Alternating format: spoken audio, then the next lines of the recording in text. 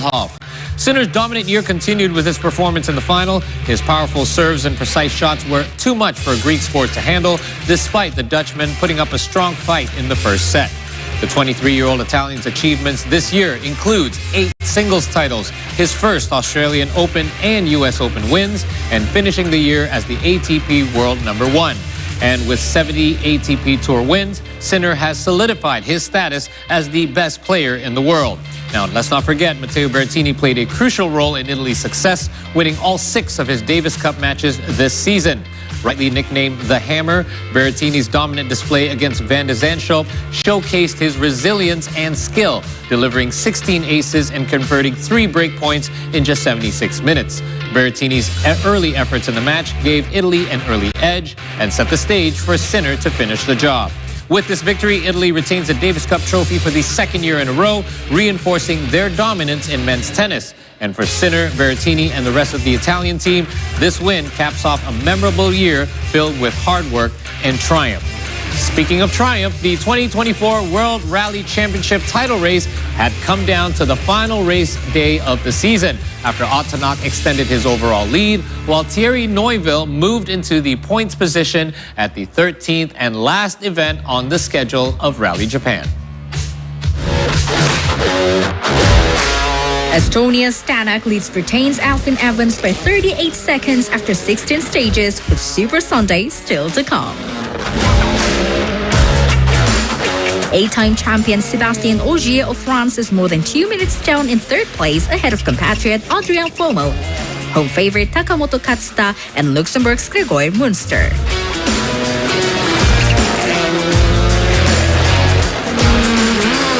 Championship leader Thierry Neuville lies 7th after recovering from Friday's power issues. The Belgian sits 7th and has provisionally pocketed 4 championship points. He only needs 6 to win his first world title after 5 runner-up finishes in his career. Neuville came to Japan with 225 points, 25 ahead of Tänak. Evans, with 185, appears likely to finish 3rd overall. And what an exciting final race it was in Rally Japan, and Alfyn Evans has won the season-ending Rally Japan as Thierry Neuville wrapped up his first ever WRC title. Belgian Neuville's overall victory was secured when Hyundai teammate Tanak crashed out on the final morning while leading the rally. The Estonian's misfortune also handed Evans the Rally Japan victory and moved the Welsh driver above Tänak in the overall standings, taking 2nd place for the 4th time in 5 years. Evans's win also clinched the manufacturer's title for Toyota Gazoo Racing, which is consolation for missing out on the driver's prize for the first time in 6 years. Neuville started the final rally of the 13-race series with a 25-point lead over Tänak, so he needed to score just 6 points from the weekend to claim the driver's title. His hopes suffered a setback on Friday afternoon when a turbo problem saw him and co-driver Martin Uegdagi drop to 15th. But they did recover to climb the leaderboard before Tanak's stage 17 error handed his Hyundai teammate the title for the first time after 15 long years of trying. 5 times a runner-up at 5,533 days, Neuville's wait for the world crown had been the longest in WRC history, but very well deserved. Congratulations to Thierry Neuville. Now, not so great news, though, for the shuttlers from Indonesia as we move on to China, where Indonesia men's singles shuttler Jonathan Christie and men's doubles pair of Sabar Karyaman Gotama and Mohammad Reza Pahlavi Isfahani exit the 2024 China Masters after losing on Sunday. Danish shuttler Anders Antonsen defeated Jonathan Christie 21-15 and 21-13 to lift the men's singles title of the 2024 China Masters. Meanwhile, South Korean men's doubles pair of Jin Yong and Seo Sung-jae defeated their Indonesian counterparts Sabar Gotama and Mohammad Reza Isfahani in straight games. World #1 South Korean shuttler An Se-young bested his Chinese counterpart Gao Fangjie 21-12, 21-8 in less than 40 minutes to win the women's singles title. And in addition, Chinese pair of Feng Yanzhe and Huang Dongbing defeated Malaysian pair of Hu Pangron and Cheng Yusin in 3 games to win the mixed doubles title.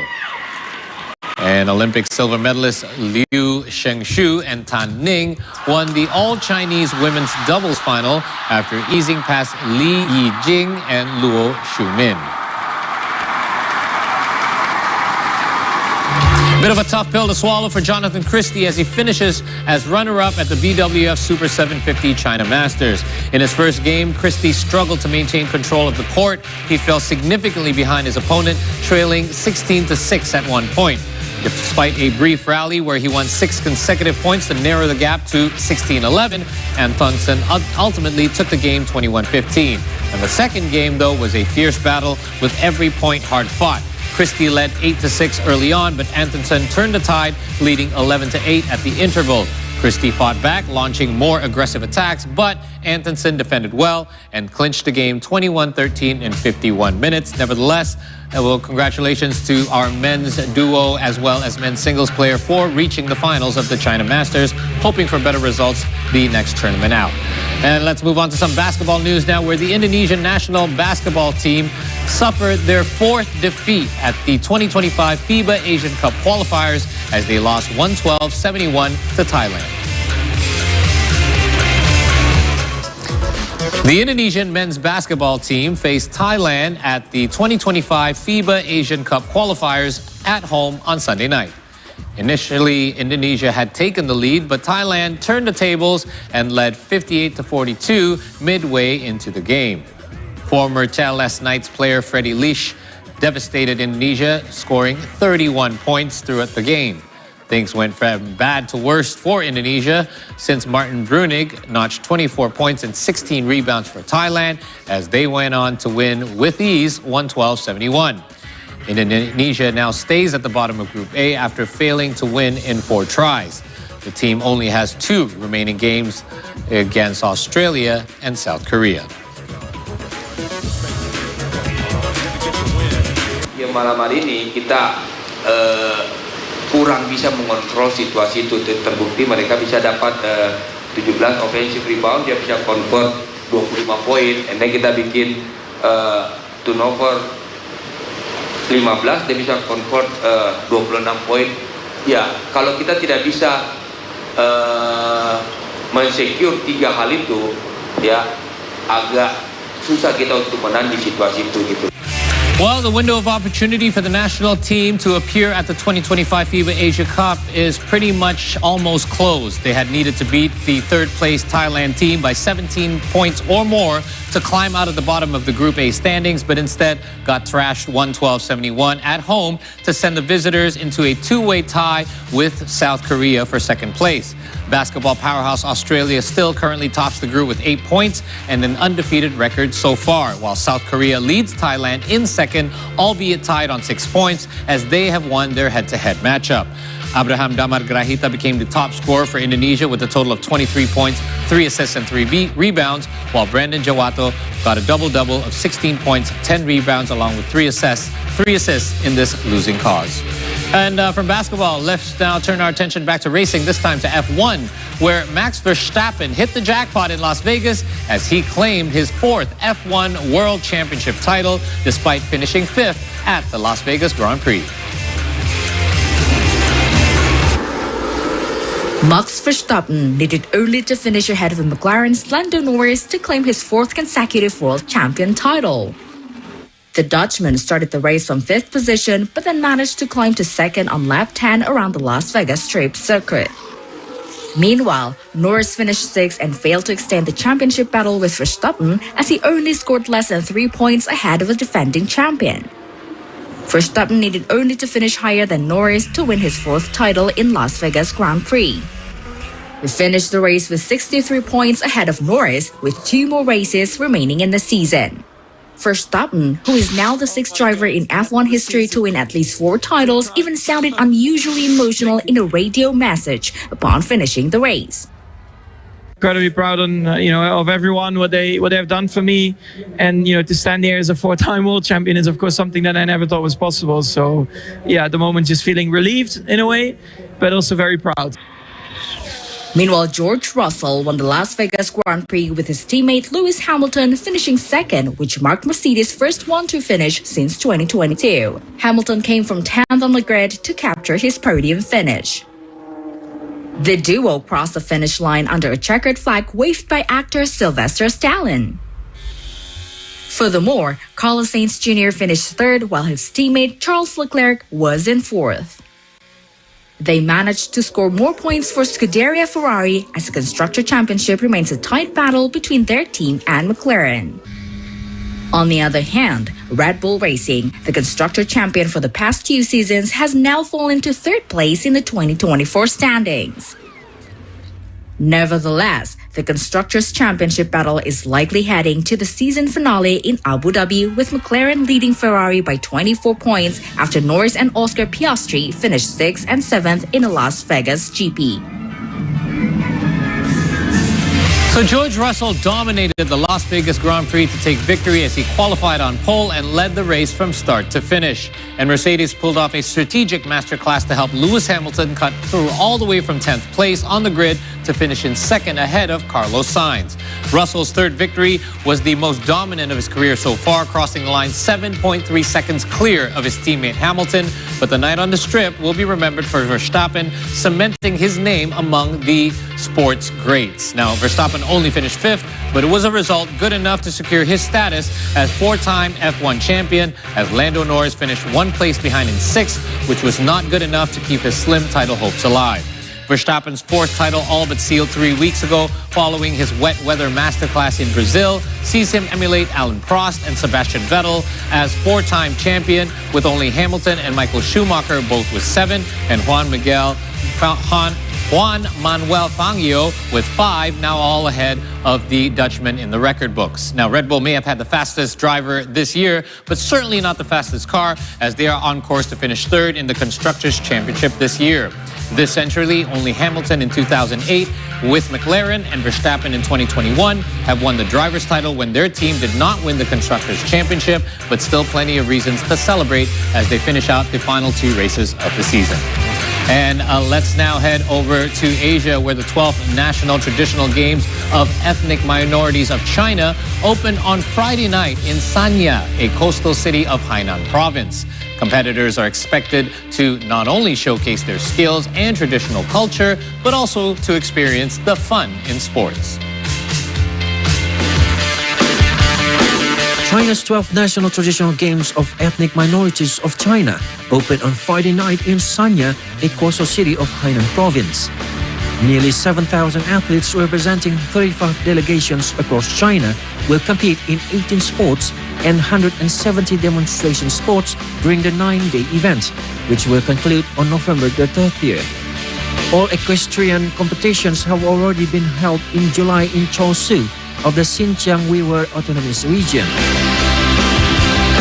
As the 35 delegations entered the stadium, they were accompanied by brief performances, highlighting distinctive local and ethnic characteristics. This display set the stage for an opening ceremony, celebrating the rich cultures of China's 56 ethnic groups. The event was first held in 1953, when nearly 400 athletes from 13 ethnic groups competed in Tianjin inaugural edition. 29 years later, the second edition was held in Huahate in the Mongolian Autonomous Region. The coconut tree climbing race, a newly added event in this year's games, originates from the traditional labor of local ethnic communities who climb trees to harvest coconuts on the tropical island. The sport is to debut in the games, combining rich entertainment with competitiveness.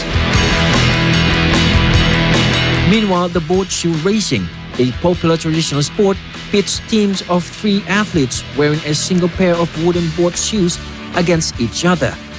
Originating from southwestern regions, including China's Guangxi Zhuang Autonomous Region, the event has grown in popularity, attracting participants from northern provinces as well. From land-based sports like crossbow shooting and wrestling to water events such as dragon boat racing, the first day of the games featured 15 competitions. Players will not only learn from each other by competing in the field, but also forge new friendship. In addition, the tournament aims to foster harmony and cultural integration among China's 56 ethnic groups. All right, and that last update wraps up our sports roundup for this hour. We'll have more sports for you in our final hour of the program before the end of the show. The C Morning Show is now set to step away momentarily for a short break, but when we return, Shanaz and Alin will return with your weekend roundup from the world of entertainment. Stay tuned here on the C Morning Show, only on C Today. We'll be right back after this.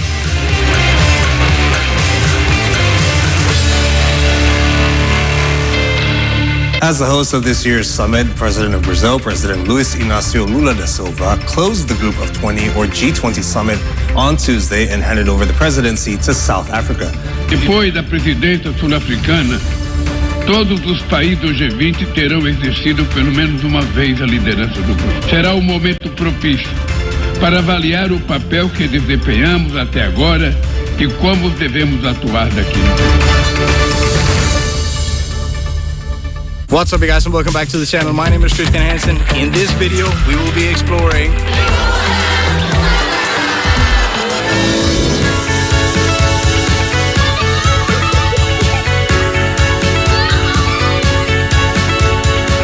Are we ready, guys? Yeah! I have a new video coming up tonight, so I have to make sure everything is ready, but this has been a great trip.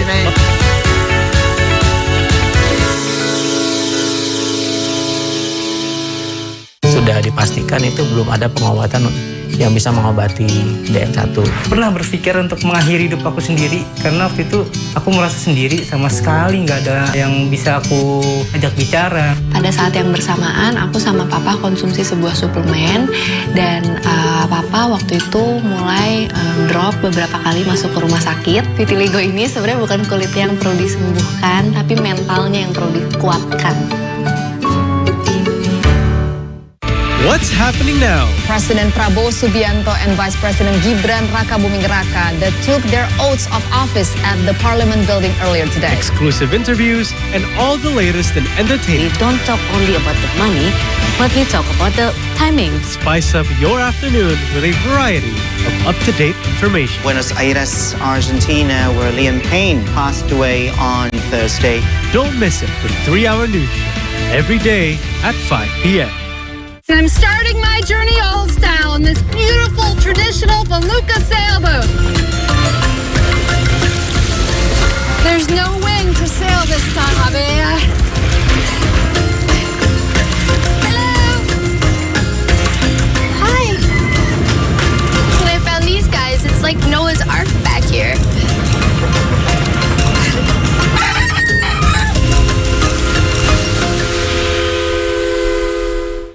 Since I was young, I had an intense desire to discover the world around me.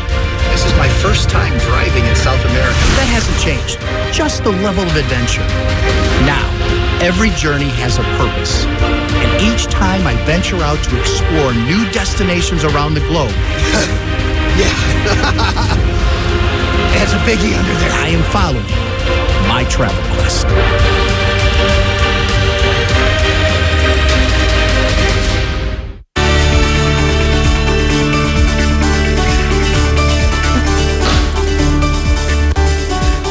Welcome back to the C Morning Show, and it's entertainment segment for us here. This is the first of the day. So we'll start with a movie update where The Conjuring Last Rites, which marks the final chapter of Ed and Lorraine Warren's haunting journey, is scheduled for release next year. Wow.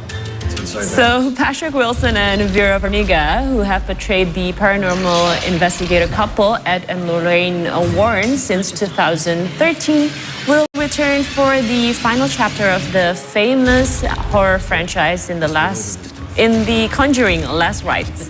So the film is set to be released on September 5th, 2025. Oh, one more year. The two have appeared in the main films of the franchise, as well as several spin-offs, such as Annabelle Comes Home in 2019. Vera Farmiga also shared that she felt lost after shooting of the final film wrapped up. She referred to the moment as the end of an era after 12 years of working with Patrick Wilson in their iconic roles. Okay, I have a confession to make. I never watched Conjuring ever. Me too. Until now.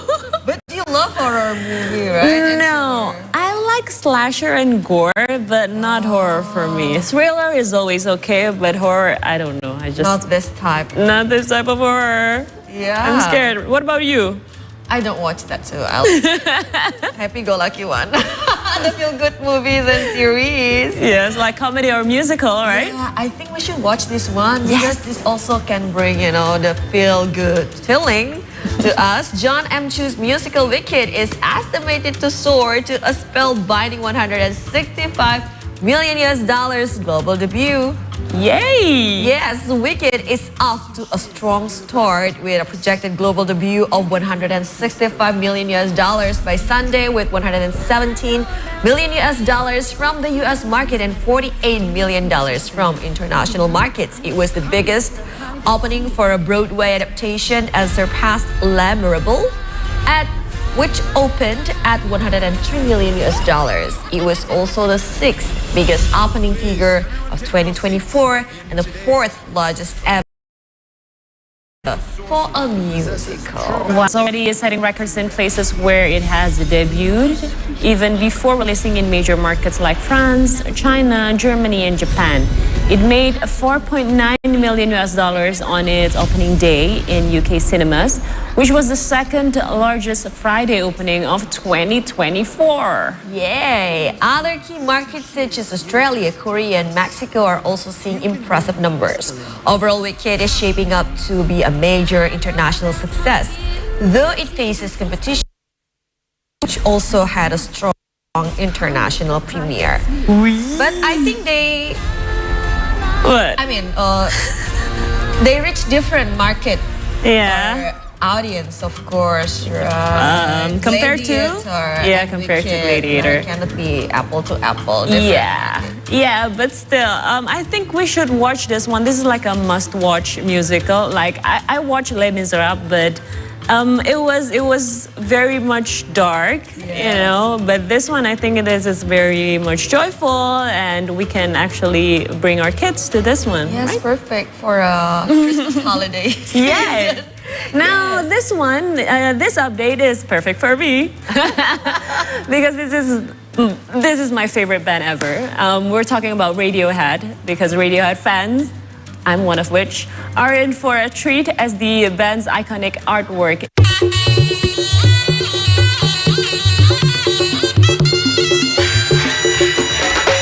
Se te pesa